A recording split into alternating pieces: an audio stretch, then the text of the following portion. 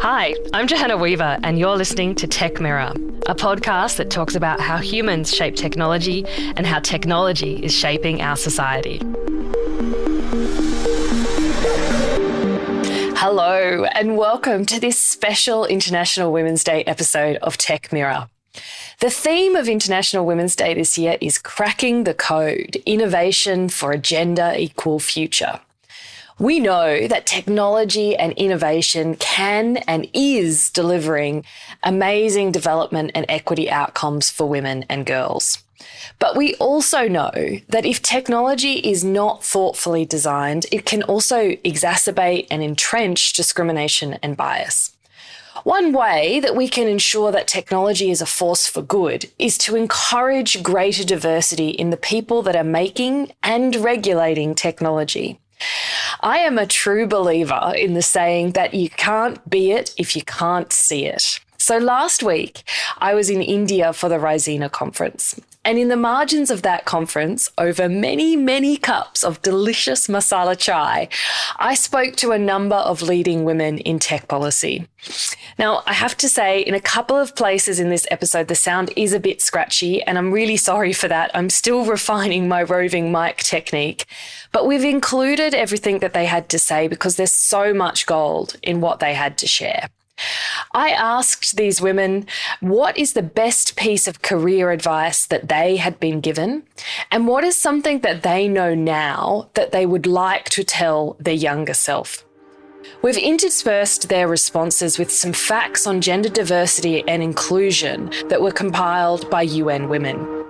We hope you enjoy this episode, and happy International Women's Day. My name is Dounya Boughambouz. I'm the founder of Robo Academy, an e-learning platform to teach kids about coding, robotics, artificial intelligence. Could you tell us a little bit about your journey, because it's such an inspiring story, how you came to be a founder of a startup in Algeria? Let me tell you a little bit about my journey. My career started 23 years ago, and I started in a telecom company. I started at the bottom of the organization, and then I am ambitious, so I climbed the ladder. I end up in a senior management position as a strategy director at Ooredoo mobile operator in Algeria, which is part of a global multinational company operating in more than 14 countries. I learned a lot in this position, and I enjoyed very much the job I was doing. But at some point, after 18 years in telecom, I wanted to try something else. I needed a new challenge. The job I was occupying couldn't give me that at this moment. So I decided to go out of my comfort zone. It was a very difficult decision. Maybe it was the most difficult decision I had to take in my career. So I decided to found my own startup. And I didn't get a lot of support from my personal network, like my parents, brother, sister, friends. Everyone was telling me, "Are you crazy? Don't quit this job. It's a dream job." So I took a week alone at home because this is a difficult decision. And then I resigned and I started my company 2 years ago. It's going very well. I'm very happy that I took this decision at this moment. It's such an example of being brave and bold and taking those risks and having the rewards. What advice would you give to other women who are considering making that change or who are considering a career in technology? And also maybe what advice would you give to your younger self when you were at the bottom of the ladder? I would tell the younger Dounya and all the young ladies maybe listening to this podcast to believe in themselves because no one can tell you can't do this or you can do it. You are the one who decide on your future.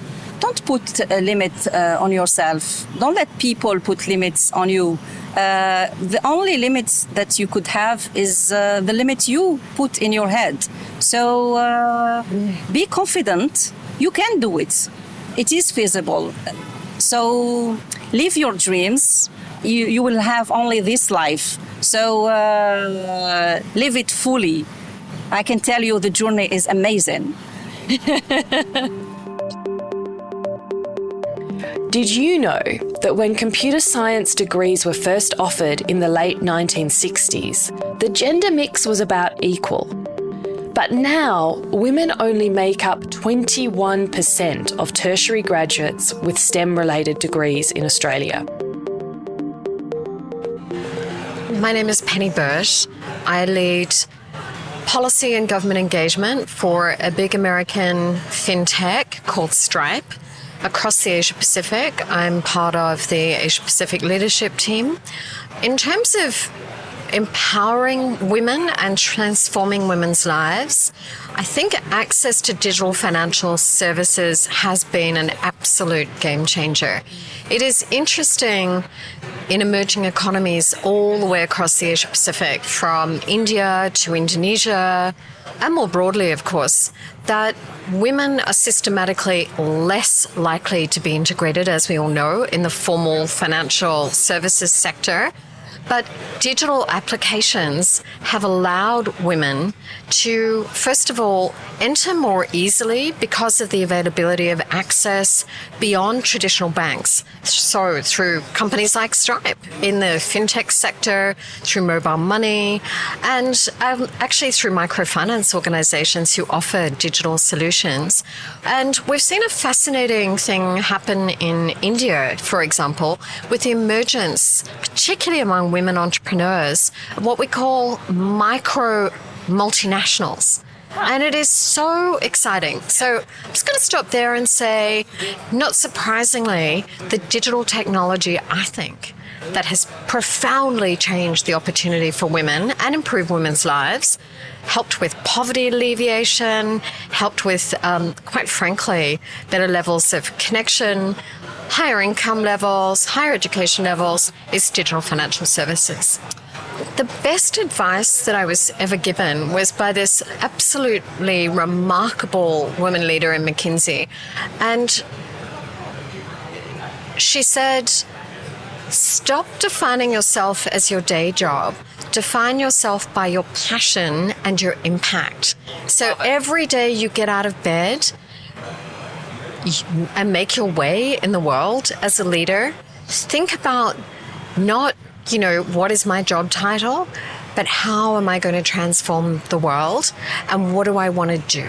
And that is actually going to redefine you as a person, as a leader, in ways that are kind of unimaginable if you kind of focus on the 9 to 5 and on building your career in a really linear way.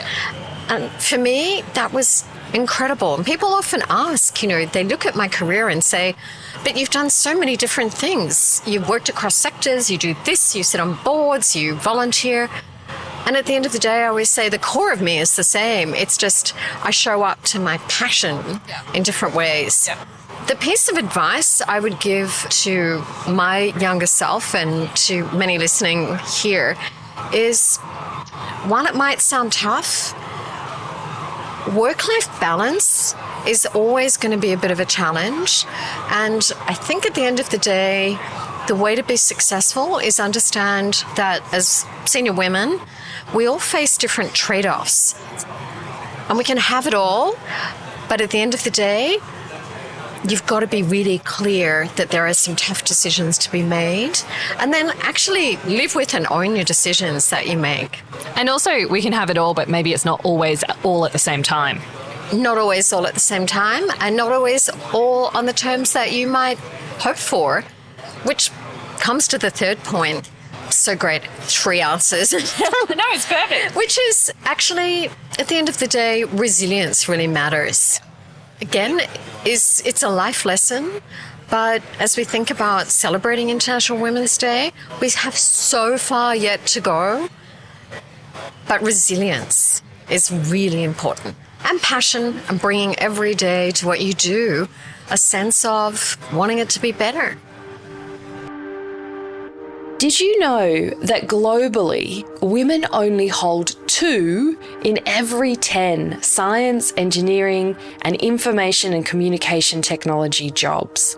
2 in 10. Well, my name is Utsa Kaitesi, and I'm the Chief Executive Officer of Rwanda Governance Board. So what are the issues that you're focusing on at the moment? Well, I think from a perspective of gender, I will mention a few priorities. First is, of course, participation and inclusion. Women need to participate at all decision-making levels. The Constitution of the Republic of Rwanda has given them that right. At least 30% of decision-making should be for women. So participation and inclusion is key. Of course, as we enter this digital era, as we exploit the digital era, it's important that women have access to smartphones in a bid to enjoy the benefits that comes with. There is also the digital financial inclusion, which is core, which enables women to access financial resources with minimum inputs, I guess, in terms of time, in terms of space, and in terms of really capacity building. And the third is women in STEM subjects. So science, technology, and mathematical studies are core as we move ahead in the digital era.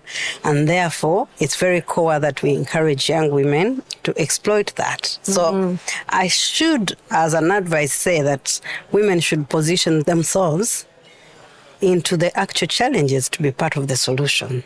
The actual challenges are the presence of women in decision-making organs and decision-making spaces, but also the technical aspects that women need to deliver services and receive services in this regard. That is so powerful. And if there are women who are looking to engage in this field and to position themselves in places where decisions are being made or where the technology is being designed, what advice would you offer them, or perhaps what advice would you like to have given to yourself 10 years ago?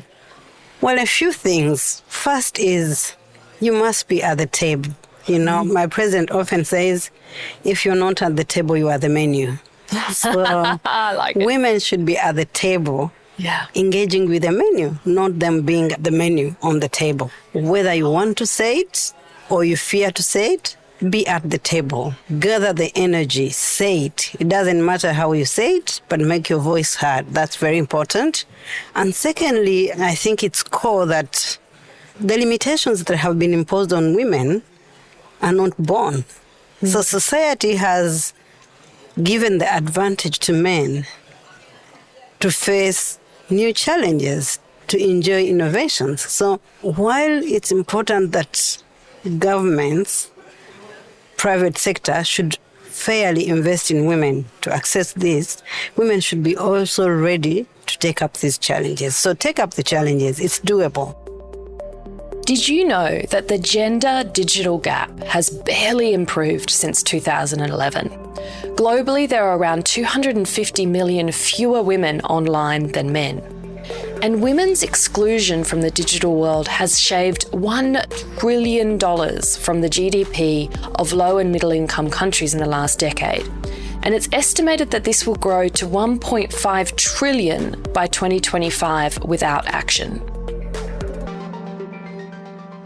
I'm Rebecca Razavi, and I work at LinkedIn, and I head LinkedIn's public policy and economic graph work for the Asia Pacific. Thank you, Rebecca. And could you tell us perhaps about some examples of how you've seen technology facilitating us to have more gender inclusion or gender equality in the context of International Women's Day? Well, tech has that huge opportunity to create a much more inclusive environment and opportunities for women. It doesn't always play out that way, but I've seen some fantastic examples, just thinking about LinkedIn and trying to really create a more equitable world of work for women. How do you remove some of that bias that can be there, for example, in job selection? So LinkedIn's looked really carefully about how do you surface for recruiters that equitable pool of candidates, and really thinking about what you measure. So the same for when you're thinking about your workforce and how you look at gender and progression for women. But of course, we're really consciously aware of the fact that as a platform as well for really creating a trusted space, it can be much more difficult for women, and there are lots of safety issues for women in operating online. And we know that on our own platform, we try and put in measures, particularly to stop things like unwanted advances. And it's super important to think about the user and designing safety in so that you're understanding what the experience is. And for us, that's for all members, and trying to make it inclusive for women is taking extra steps there so that reporting and things like that can happen easily. I'd probably advise my old self, or advise someone I was talking to about thinking about a career in tech, to not rule anything out. You know, my own backgrounds come from government into private sector. Women have a tendency sometimes to rule out possibilities. And there's been a lack of role models, so I think it's super important to try and find those examples of where you'd like to be, and don't be afraid to go and ask for help and make that connection.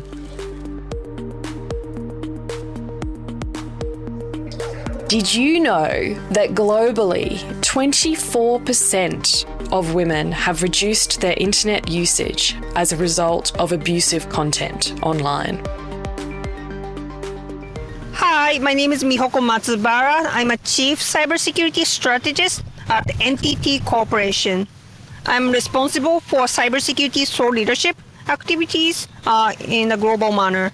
What's some advice that you've been given in your career that you've found to be particularly incisive advice, or maybe something that you know now that you wish that you could tell yourself 10 years ago? Two pieces of advice. One is to ask good questions, and second one is to find the right balance between being pushy, being confident, but also being respectful. So for my first advice, so if you are young and if you just are starting your career or starting a new academic degree, you don't have many opportunities to be a main speaker or panelist. But it's not the end of the story. You still can invite yourself to a lot of different online events and conferences sitting in the back. But during the Q&A sessions, it's your turn to ask a really good questions.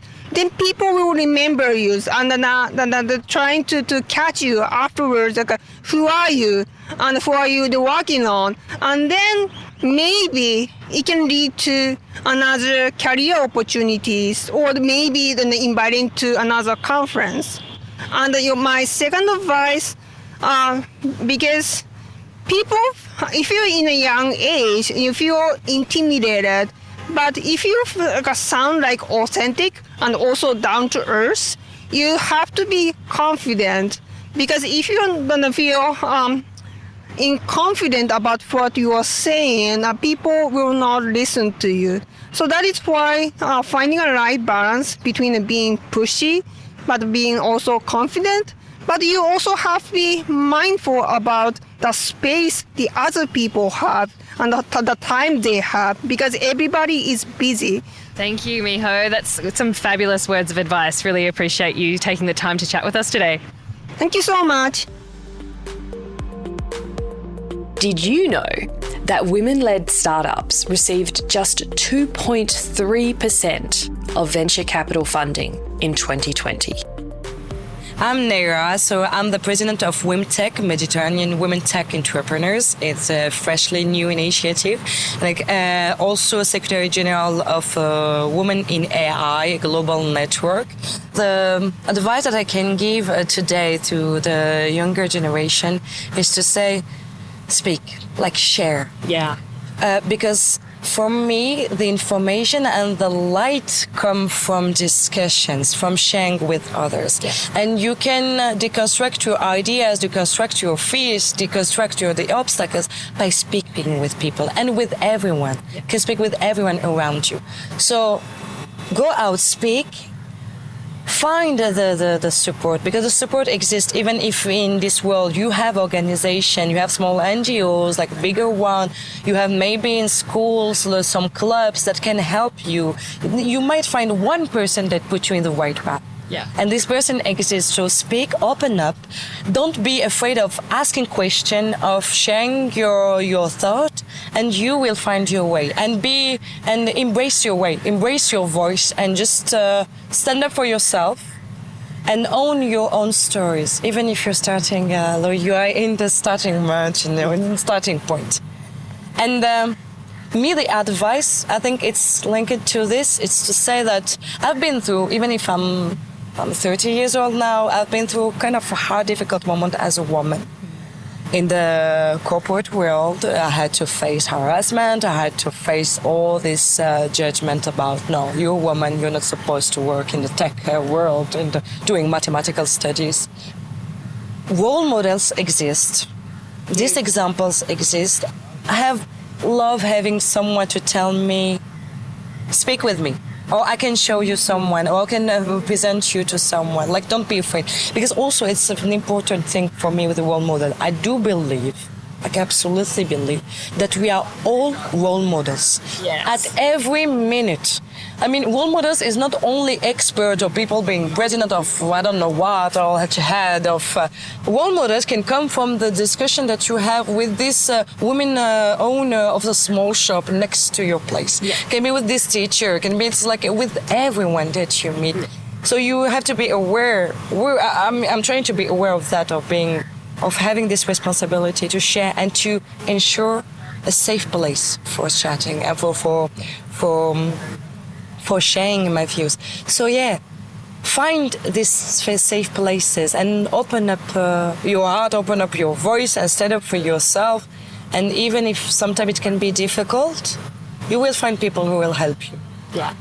That is such inspiring advice. Thank you so much for sharing it with us. Thank you. You're welcome. Did you know that innovations from a team that includes at least one woman are proven to be more economically valuable and have a higher impact than those with only men involved? I'm Kaja Ciglic. I lead the digital diplomacy team at Microsoft, which is a team that works on cybersecurity norms, international law, and cybersecurity in the international security context. So I think I've been very impressed with how technology has helped women, girls around the world in different innovative ways.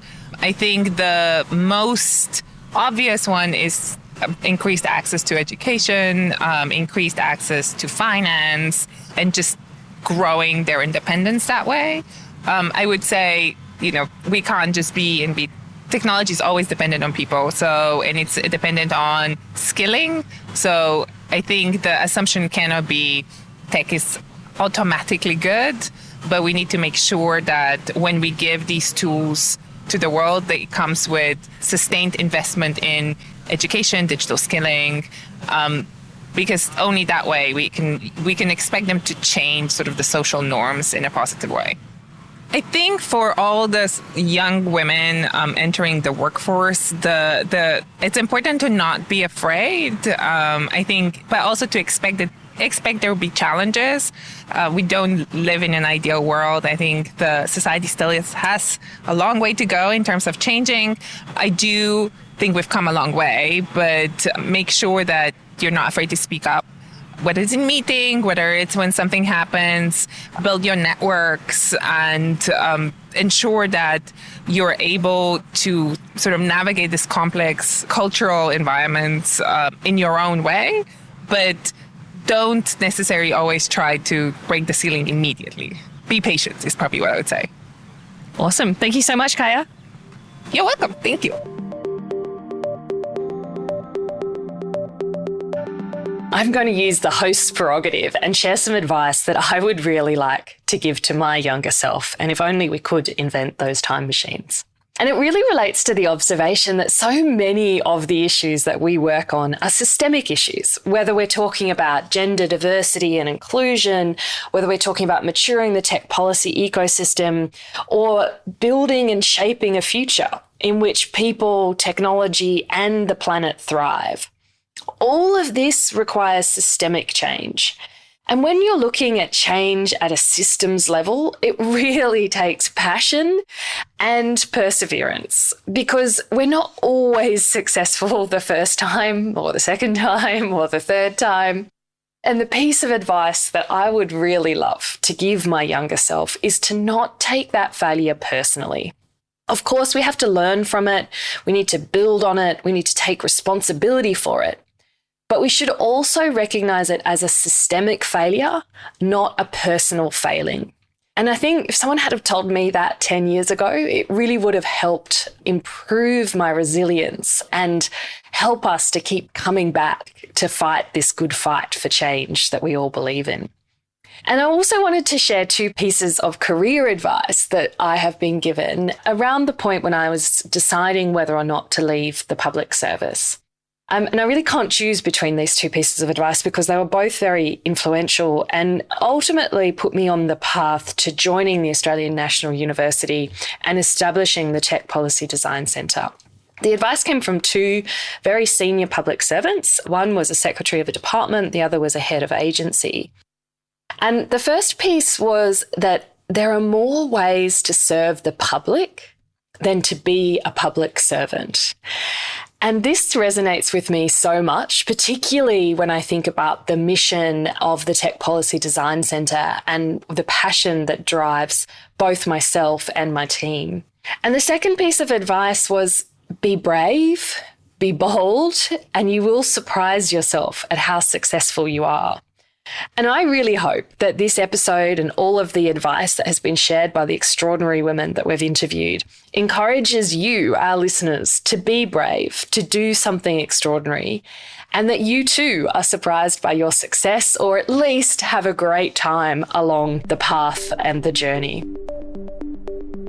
I wanted to wrap up this episode by talking very briefly about the excellent work of UN Women. They run vital programs that provide women and girls with access to technology, that empower them to obtain education, become leaders in their community, and build a brighter, more equal future for us all. Here's the thing though, UN Women relies on voluntary contributions. So if you are in a position to do so, I encourage you to make a donation to them, and we'll include a link in our pod notes. Thanks everyone, happy International Women's Day, and as always, get in touch and get involved. Tech Mirror is a podcast of the Tech Policy Design Centre at the Australian National University. Post-production is by Martin Franklin from East Coast Studio. Thanks for listening. Get in touch and get involved.